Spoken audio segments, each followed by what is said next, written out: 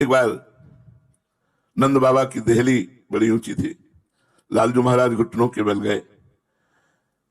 अब वो देहली पार करना चाहते थे तो दोनों हाथ देहली पे रख के छाती रखी और जे ही चरण उठाए तो उठ गए चरण। अब आगे हाथ नहीं पहुंच रहे और चरण उठ गए। अब रोना शुरू किया और देवर्षि नारद जी दर्शन के लिए बड़े बड़े ऋषि मुनि जाते ही रहते थे।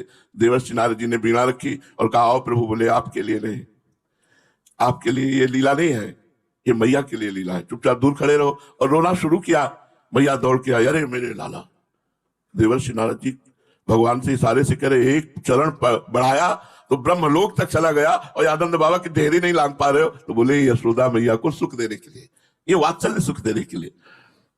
एक सखी बड़ी चतुर थी, उसने कहा, आज मैं नंदनंदन को माखन चोरी लीला से जरूर बांधूंगी और बांध करके दिखाऊंगी कि तुम्हारा ये जो अत्यंत प्राण प्यारा लाला है ये चोर है।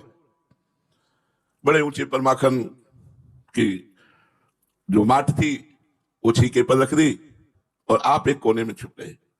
लालजू अपने सखाओं के साथ चोर विसंकित दृष्टि, श्री चरणों में नूपुर बंधे हुए, इसलिए धीरे धीरे चरण रख रहे हैं और नेत्र की कोई देख तो नहीं रहा और इशारा सखाओं को देते चले। और गोपी देख देख के निहाल हो रही, आज मेरे हो भाग्य, जैसा जैसा मैंने चाहा मेरे लाला ने वैसा वैसा किया। प्रभु ने देखा, बहुत ऊंचे पे एक सखा को बुलाया, उखल उठवाया, नजदीक रखा। सयाने भी सखा थे साथ में, श्री राम आदि। उखल पे चढ़े, उखल पे चढ़ करके और अब थोड़ा हाथ रह गया तो सखा को चढ़ाया, उसके कांधे पे बैठे। कांधे पे बैठ करके कुछ जो ऐसे थे जो उससे भी ऊंचे थे तो उनको लठिया से फोड़ दिया नीचे से। सखाओं से कहा, अपनी अंजलि बांध लो। बड़ा कीच मच रही है दधी की। आप सखी निकली। जो ही सखी निकली तो सखा जो है तुरंत बैठा, लालजू को उतारा और वो तो भागा सयाना सखा। उसने दौड़ के लालजू का कर कमल पकड़ लिया। आज क्या कहोगे? पकड़े गए, चोरी कर रहे थे।